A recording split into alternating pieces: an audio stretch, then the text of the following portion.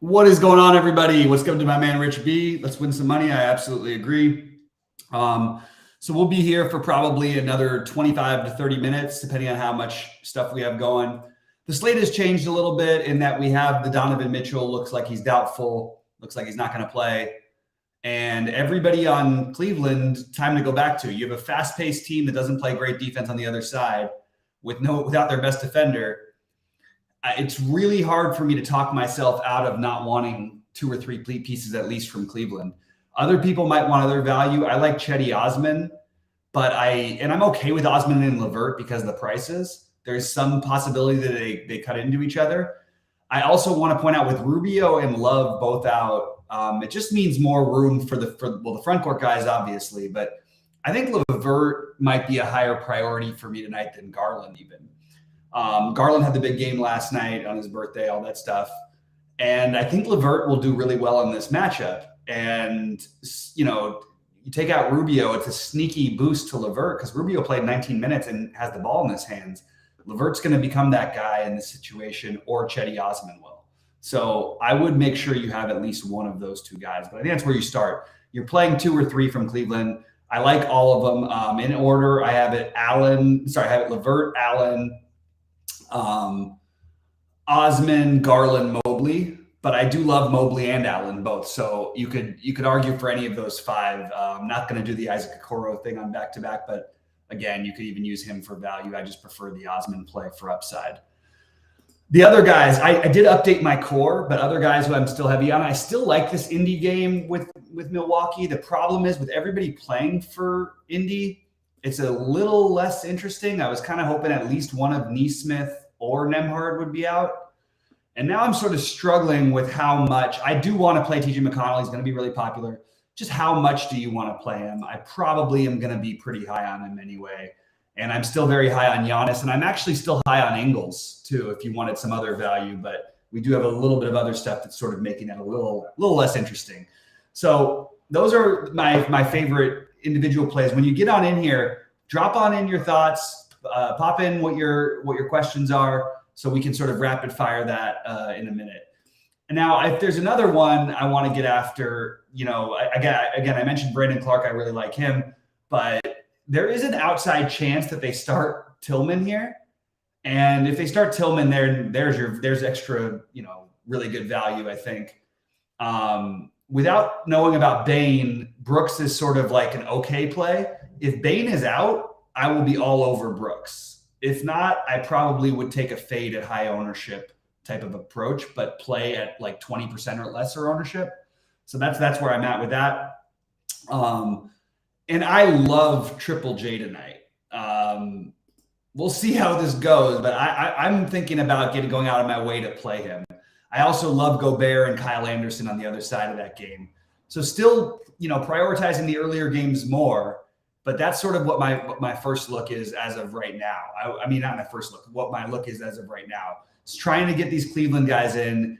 I wish I could find a run back that I really felt good about on OKC. I think it might not be the worst idea to take a shot on Trey Mann. And I don't think it would be the worst thing to take a shot on Kenrich. But super tough matchup for Shea, tough matchup for Giddey. Kind of hard to get there, but I almost want to force it in because of playing. It allows me to play 3 Cleveland guys pretty easy. Clark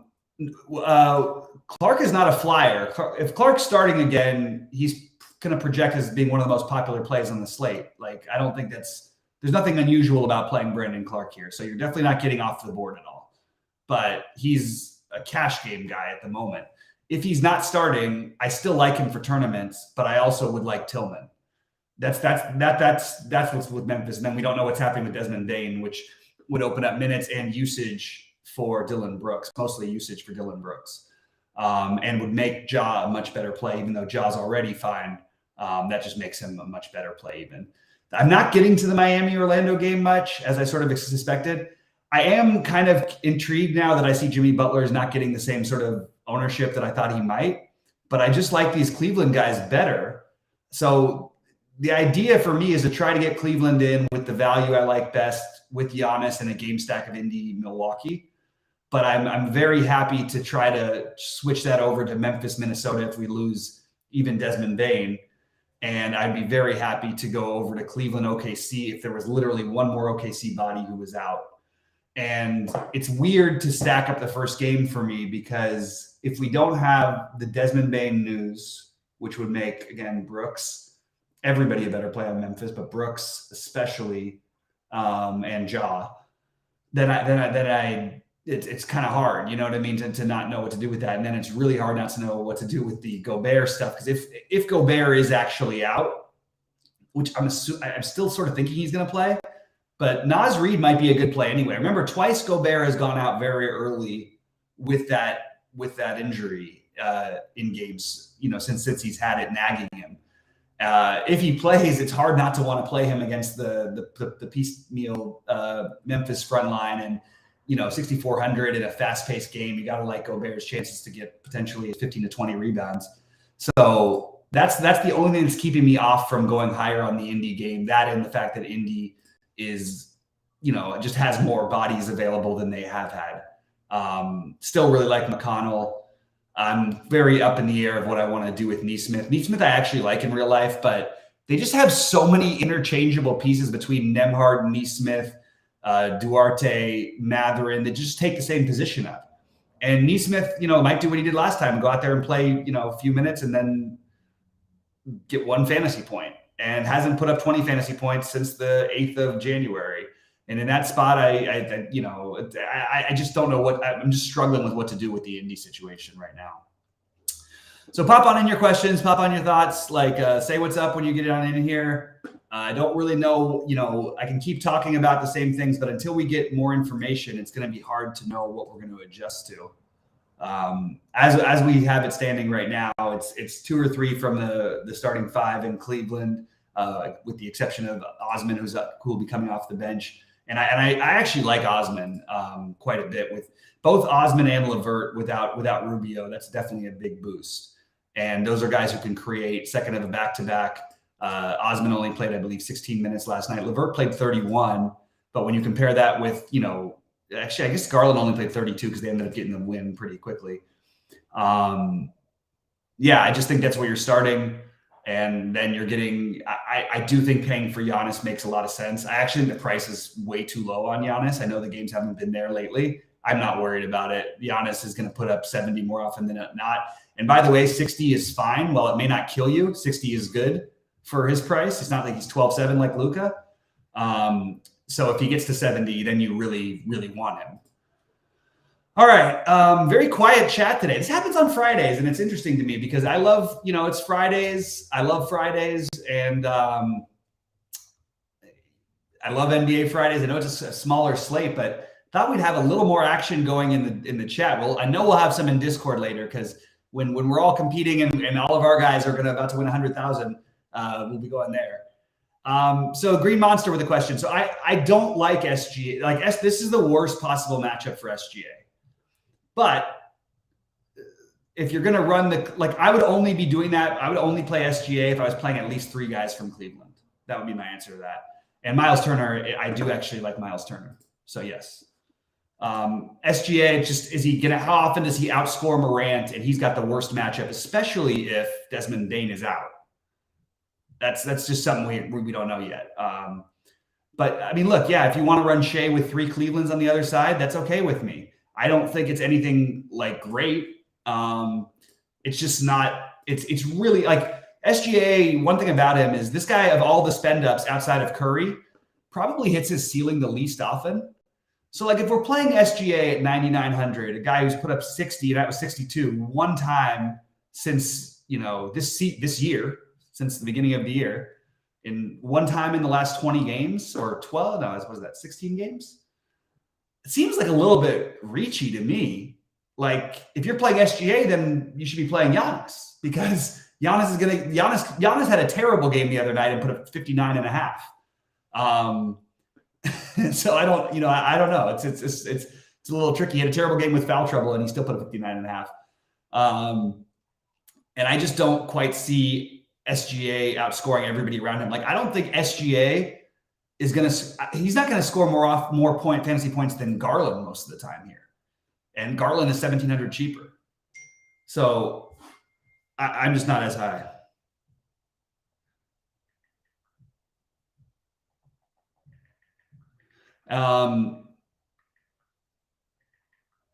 Yeah, I want to like the SGA play. There's nothing to tell me to like it. It's a terrible matchup for him in every way, and yeah, I really can't get to it personally. Keep firing on any questions though, but I guess you could do a different type of build and have SGA and Morant. I'm just trying to figure out how what points wise makes the most sense, because I've got I mean, like SGA, like just to say from a projection standpoint. Is SGA like he's basically projected for the same amount of points as Garland is. About 2 point difference, and there's 1,600 price difference. Yeah, I don't know. It doesn't seem like the right play unless you're doing a game stack. If you're doing a game stack, I'm okay with it. It's not going to be something that I probably end up with, but I definitely considered it. I think Giddey is a little bit more feasible, but I think they're both tough to get to. And that kind of sucks because I would like that run back with that Cleveland.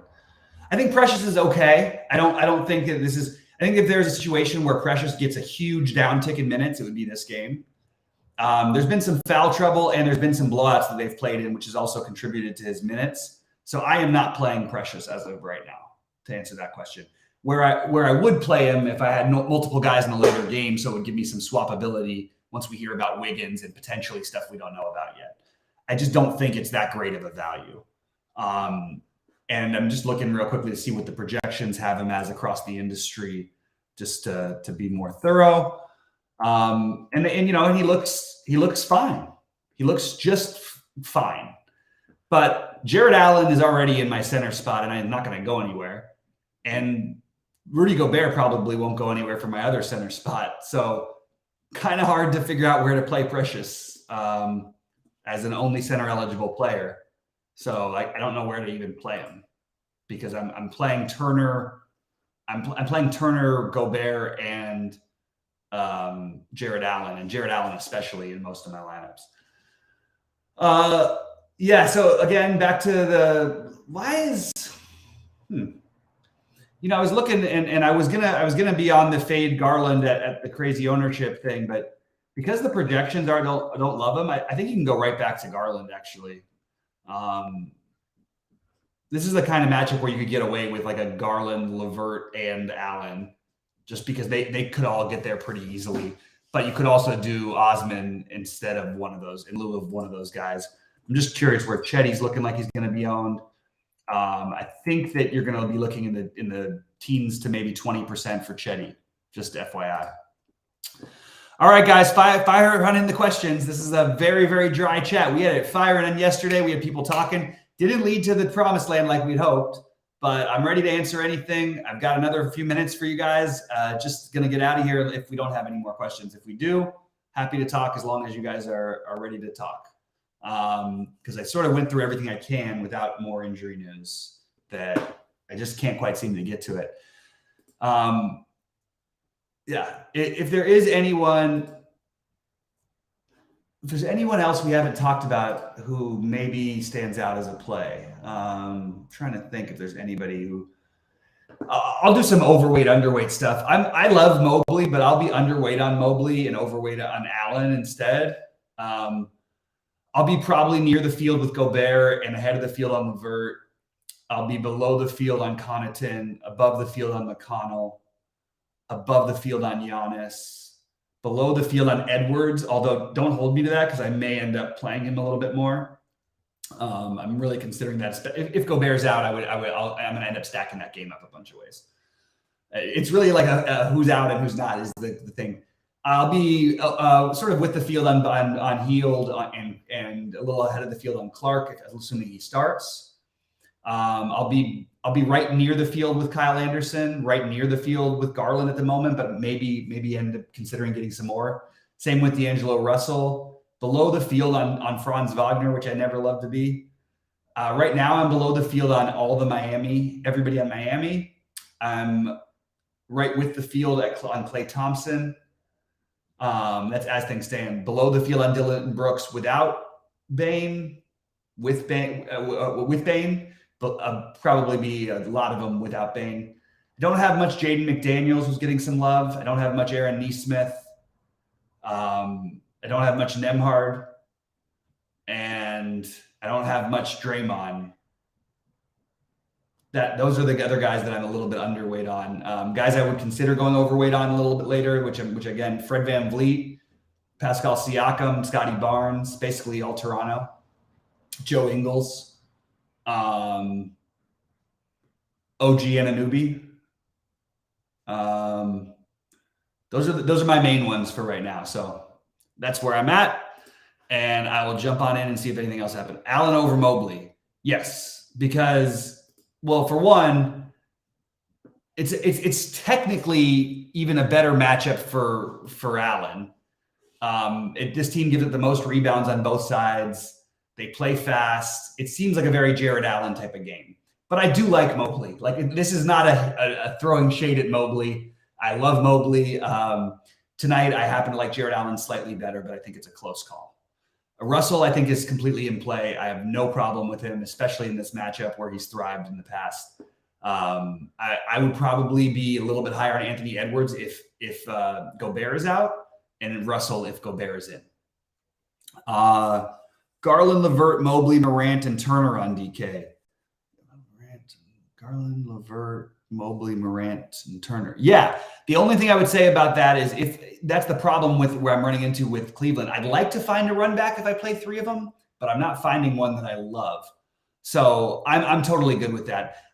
Ideally, in general, if this was a 1,000-game slate, you'd want to pick one between Garland and LeVert because they do take away from each other. But without Rubio in the mix, there's no reason why they both couldn't get there here. And we know that OKC is very, very competitive at home. Yeah, Clay, I just mentioned it. I'm almost all my builds are going to be double center, news pending. Okay. Like, that's all I can say because Naz Reid will become automatic if news goes that way. And we just need to find out more about that other game. Favorite plays on the Raptors. I think I just went through all of them. I think it goes VanVleet, Siakam, Barnes, VanVleet, Anunoby because of price, Siakam, Barnes. But really, you could pick any of them. And then Precious would be 5th or 6th for me because I'm not finding the need to play him at center, especially in a matchup where I feel is suspicious of him getting minutes. Now, if he does play, he could have a game, but like if he plays decent minutes, but it's really hard. Like, people are watching the game logs, and we've just watched it with Golden State so much. I try to play these big men against them, and now without them, when they're not starting Looney, it's really hard to do. It's hard to get the minutes out of them. Anyway, so that's where we're at. We're going to wait on the starting lineups for everybody, obviously, including Indiana. And don't be surprised, by the way, if McConnell doesn't start, people won't play him. I would still consider playing McConnell if he doesn't start. He probably will, so it's probably moot, but just something to keep an eye out for. The Indy and Milwaukee starting lineups, although I think we know who's going to start from Milwaukee. One other thing to note, they're not going to keep playing Chris Middleton 14 or 15 minutes. At some point, they're going to start giving him more, which is going to take away from Connaughton, Grayson Allen, Giannis even to some extent, and Drew. But Giannis's price is just too hard for me to not try to get up to. As a pivot, so if you want to play Mobley, one thing is I like Jaren Jackson, but I'll try to put him in my Mobley lineups because I think some people are going to play Jaren Jackson, but I think they'll play either Jackson or Mobley. I don't think they're going to play Jackson and Mobley together. So that's just something I'm going to throw out there. Anyway, guys, please click the like button and subscribe if you haven't already. I'm going to be in Discord the rest of the night answering questions. So drop out your thoughts. Again, just if it's 2 minutes before lock and I don't get back to you, I just can't do anything about that. I'm playing as well. But I will do my best to answer every single question. And most nights we've been able to do that. Triple J, Gabe asked, I do like Triple J a lot. I don't like him as much as Mobley, but I do like him. And maybe that's another thing you could do is you could go Triple J and Allen and then do that. But I love the idea if you're going to play Mobley to play him with Jared. If you're going to play Mobley to play him with what's his name? Why can't I think for a second? Triple J, because they're not going to look like someone's going to decide between the two of them. And Triple J's projection isn't great, but I think people understand this is a good matchup for him. And he's if he can just stay a little bit out of foul trouble, he's so good defensively that it kind of takes away from his offensive game, but there's really nobody to guard on the interior for Minnesota because you're not guarding Gobert. Like Gobert, you're just trying to keep him off the boards. He's not like he's going to post up or anything. So maybe on a matchup like this would be the spot where you see that monster 50-point game plus from Triple J. Anyway, I appreciate you guys all very much. Please like before you get out of here. And I'm going to end the stream because it looks like the questions have dried up. I'll give it about 30 seconds to see if anybody else has anything. If they don't, I'm going to get out of here. But I appreciate all y'all, and I will be in Discord trying to manage our way through this slate in this weird NBA time. Time to get back on the right track, fellas. Let's get it.